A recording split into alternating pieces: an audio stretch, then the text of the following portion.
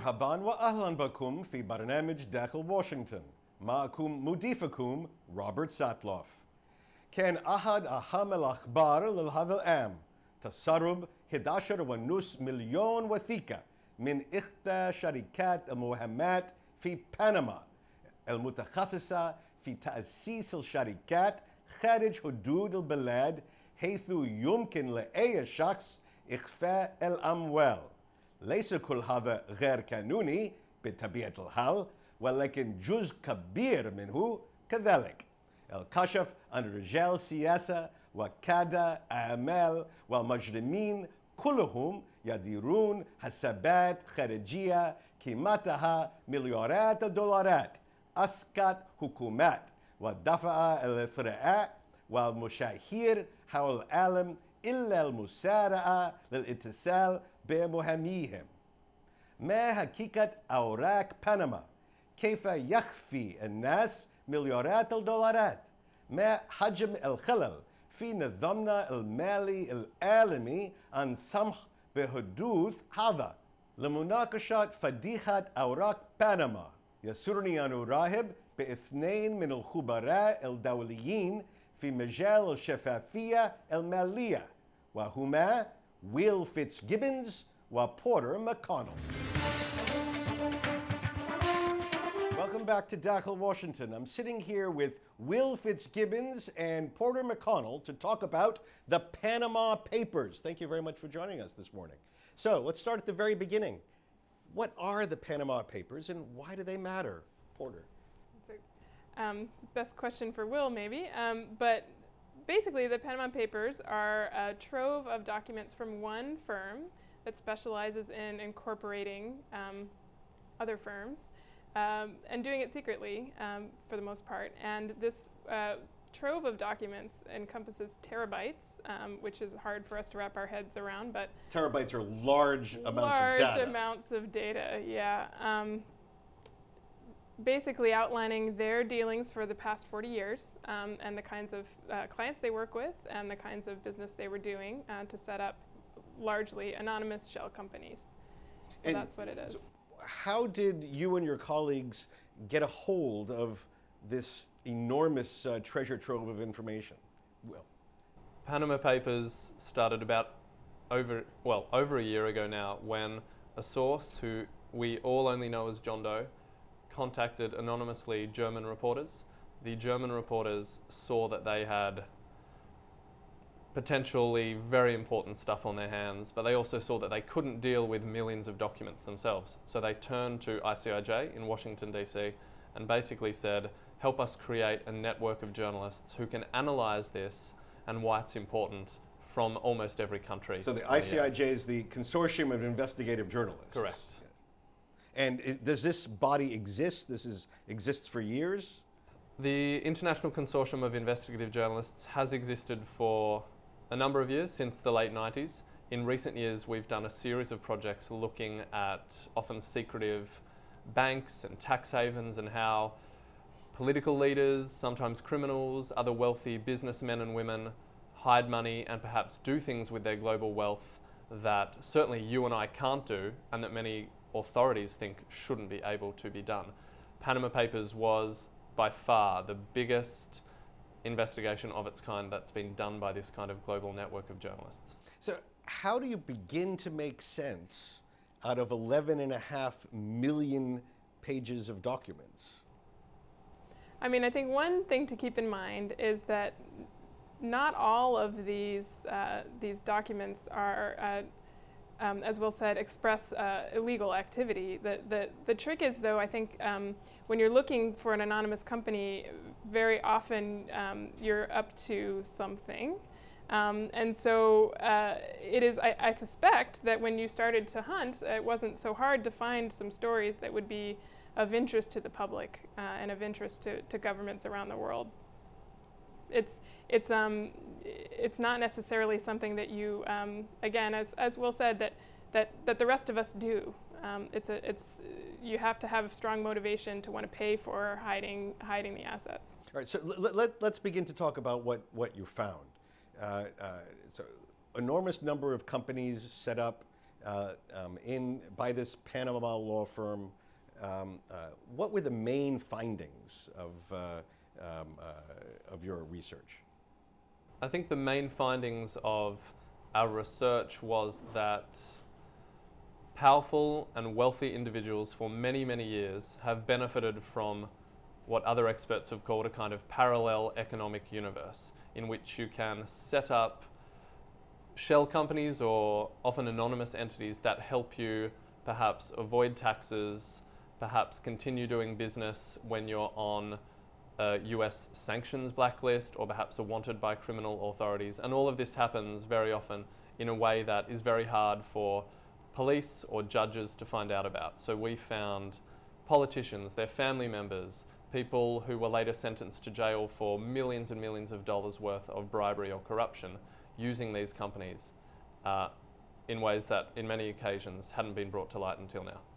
Now, you said a moment ago, Porter, not everything we found was illegal. So I think it's important to lay out, first of all, what is a tax haven? So our viewers can understand, what is a tax haven? And is everybody who uses a tax haven doing something illegal? I think the scandal here is not so much what is illegal activity, but what is perfectly legal. And I think part of the reason that it is allowed to continue to be legal, that we would argue as the Financial Transparency Coalition, is that people don't know about it. The public doesn't know about it, the authorities don't know about it. And so you don't have a chance to have that conversation about what activities should be allowed and what activities shouldn't be allowed. So we know that a lot of the revelations that have been activity that is perfectly legal nevertheless raises some serious qualms with, for instance, citizens back home or government officials or authorities when they hear about it. So the reason why you set these up is so that you don't have to have that conversation. But we found that, in fact, once you have that conversation, the difference between illegal behavior and legal behavior starts to get a little blurry because the laws change. Mm-hmm. And so how many tax havens are in the world? Is this a very common phenomenon, or is Panama somehow unique in this? Will? Panama is one of a great many number of tax havens, also known as secrecy jurisdictions. Countries or even places within countries, such as the state of Delaware in the United States, or Wyoming, or even somewhere like the City of London itself within the United Kingdom, that really make an outsized effort to attract individuals and companies by incentives such as low tax rates or guarantees that on the hush-hush we can keep your information private, so that prying eyes maybe from a wife who you're trying to divorce or the tax man or the police won't be able to find you. I think many people and experts such as Porter and her group would say that this is perhaps unfortunately a global phenomenon that stretches from the Caribbean through Europe to parts of Asia, and that often as soon as one starts closing down, another is perhaps all too ready to reappear. So these tax havens exist all over the world, and what you discovered is just what one company in one law firm in one tax haven did to set up corporations for its clients. Well, Mossack Fonseca, the law firm at the heart of the Panama Papers scandal, is headquartered in Panama, but has offices and businesses in many other well-known tax havens, including the British Virgin Islands, Dubai, which is a recognized tax haven, Singapore, Hong Kong, even places like New Zealand, which have come under significant criticism. Why would, say, an American go abroad? Would it be because he's almost surely a criminal, or just to diversify his assets to do this sort of thing? Well, many of them don't, but it's also true that you're not choosing one jurisdiction when you're layering anonymous companies on top of each other. You're choosing a number of jurisdictions. So when you talk about, the Panama Papers might be something of a misnomer because most of what they were doing was, a big chunk of what they were doing was, say, British Virgin Islands or Nauru or all these other places. So it's rare that you see someone setting up these firms in just one jurisdiction. So it's wrong for people to think that there's this enormous sum sitting in a vault in Panama, that it's actually quite dispersed around the world. It's a global party. Everyone can join. Yep. Anyone can join. So you see people who may be based in the Middle East who set up one company in Panama that is officially owned by another company in the British Virgin Islands that opens a bank account in Switzerland. there's a whole network in which the money might finally be in Switzerland, but to get to that money and find out where it's physically located, you have to jump through very many hurdles through very many countries. Okay, when we come back, I'm going to ask you about some specific Middle East connections inside your revelations in just a moment.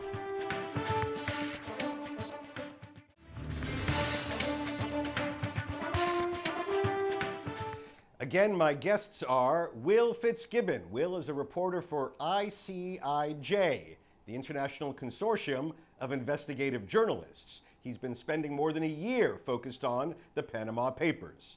He currently heads ICIJ's Africa desk, coordinating and expanding the group's collaboration with journalists across that continent. Before coming to Washington, he worked at the Bureau of Investigative Journalism in London, where his work on politics, the finance industry, and housing appeared in The Guardian and The Observer. Will studied at the London School of Economics, Sciences Po in Paris, and the Australian National University. Sitting to his right is Porter McConnell. Porter is director of the Financial Transparency Coalition, a global network of civil society, government, and experts that works to curtail illicit financial flows through the promotion of transparent, accountable, and sustainable financial system. She was previously policy and advocacy manager for aid effectiveness at Oxfam America. Before coming to Washington, Porter was based in Bogota, Colombia, where she created and managed a network of Latin American non-government organizations implementing social enterprise activities. She has a master's in public policy from the University of Michigan, and previously she was a legislative aide for a state senator, program analyst focused on education and climate change with a bachelor's degree from Williams College. All right, now that we know who you both are, let's discuss the revelations about Middle Eastern connections in the Panama Papers. Will? I think, well, certain top-line findings from the Middle East certainly were the significant numbers of members from the royal family, for example, in Saudi Arabia, in Qatar, who featured either directly or through family or friends within the Panama Papers. We saw, for example, documents relating to the King of Morocco and how associates of his had purchased a yacht that he now uses to float around on the world. So we really did see often surprisingly frank and explicit information showing us how some of the Middle East's most powerful and wealthy people use these tax havens, often very far from their own palaces, to manage their money and manage their wealth. What I think is interesting in the Middle East findings is, yes, it happens, but what does that mean? Often the responses we would get, for example, from the King of Morocco and from others was, this is perfectly legal, I am the ruler of my country, I don't have to answer your questions, for example. So I think the questions now really are for the members of the public and perhaps civil society to discuss what is the importance and what do these findings mean in places across the Middle East. So why would the king of, pick your country, Saudi Arabia, Morocco, Qatar, why would they want to have a tax haven? They don't pay a lot of taxes in their own country. What are they hiding from? What do you think? Again, there are a number of reasons to avail yourself of secrecy. And I can't speculate on all of their motives, but it has become fairly common practice too, to when you're doing some of these things, when you're making certain real estate transactions or when you're buying a yacht. I wonder sometimes how many people buy a yacht without using an anonymous company at this point. Some of these things have become really mainstream. But as for why the governments should care, if you're talking about a third, and this is research before these revelations, about a third of all assets in the Middle East are held offshore. A third, that's productive investment potential there. Wait, say that again. A third of all assets? Assets from the Middle East and Africa are held offshore, are not in the Middle East and Africa.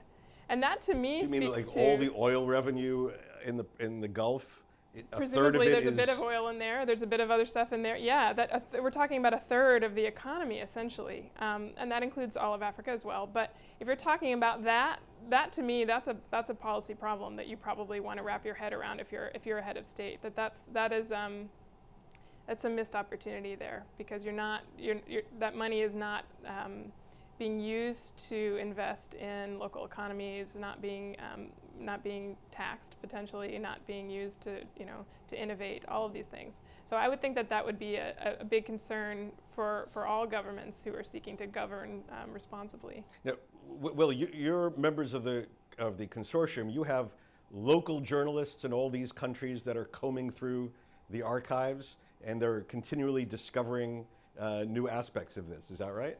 Exactly. ICIJ works on an equal playing field with journalists from around 60 countries now, and we're constantly adding more members. Our principle is, you as a journalist from Qatar or Algeria or Morocco, you're the one who's going to know what stories are important to tell the public in your country. I, as an Australian working in Washington, DC, don't know what's important, and I don't know who is important. Because remember, when we're talking about secrecy, we're often not talking about the king of somewhere putting their name on a document and signing it. We're talking about friends, family, wives, children, someone a king might have gone to high school with, or a minister might have gone to high school with. So it's that local knowledge of journalists we find that often helps to push through and make an impact. And we've seen in places like Tunisia that there have been parliamentary inquiries, and judges have opened investigations into the names of Tunisians within Panama Papers. And I think that in itself is an interesting reflection on how countries react, maybe an indication of what information has gotten out there, and the kind of responses that governments in those countries think. Any retribution against individual journalists in these countries? I think unfortunately our membership so far in many countries in the Middle East has been affected by many of the difficult or oppressive regimes that journalists work in. So far, we know, for example, that journalists in Tunisia had their website hacked after the publication of a story relating to a politician there. And there have been rumours and threats, which often are made in these kind of contexts, of a legal nature. To my knowledge, nothing of that nature has happened so far, and we think that's primarily because the information in Panama Papers is true, and it's genuinely of a public interest. Mm-hmm. Now, Porter, you want to use this information to change the rules, or to improve the financial transparency. What specifically would you like to see happen, and how far are you along in getting to that goal? I mean, I think one of the interesting things is that every time we get a really useful tranche of documents like this, we realize how much we're not seeing. And I think, I think Will would be very happy to be put out of business by having some public disclosure of a lot of these things. So a very basic step that countries can take, and actually that, after the Panama Papers revelations, a number of countries are starting to take, is making transparent who is behind a given company that's incorporated in your country. So basically that there would be no anonymous shell companies anymore as such, that the information required to set up a company would be at least as comprehensive as the information that you need to apply for a driver's license or a library card. And right now in most countries in the world that's not the case. You have to give less information if you're setting up a multinational corporation than if you're applying for a driver's license. So basically that is a very modest foundation that we hope a lot of countries will build on. There are upwards of 10 countries now who have committed to doing this. They're called public registries of beneficial ownership. And beneficial ownership is a legal term for who's really behind this company, who's really benefiting. Is it the nephew, or is it the head of state? So that's the legal recourse, and that basically we wouldn't need to rely on the leaks quite as much if that information were available. And what about here in the United States? I mean, you focused earlier on the state of Delaware, a very small state that makes a lot of its state revenue off of companies setting up in that state. More corporations than people in Delaware. Exactly. Yeah. you know, the U.S. we really hope will adopt a public register, as a number of other countries have.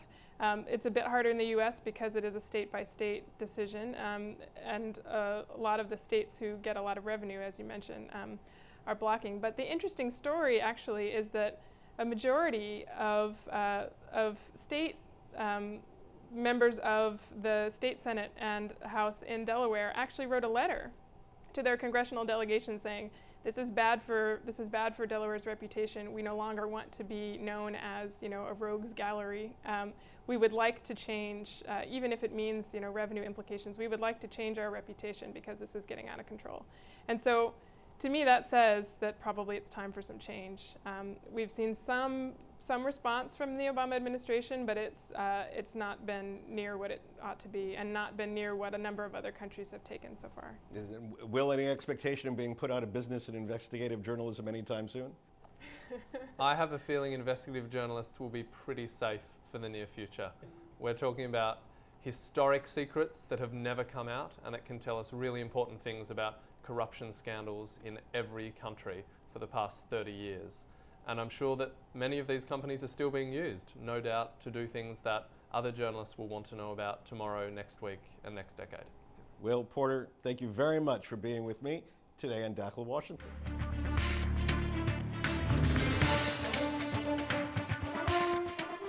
بهذا نصل إلى نهاية هذه الحلقة من برنامج داخل واشنطن.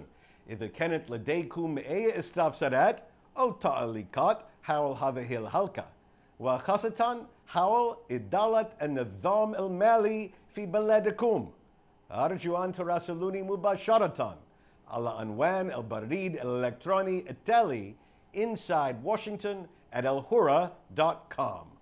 معكم روبرت ساتلوف. شكرا لكم وإلى اللقاء.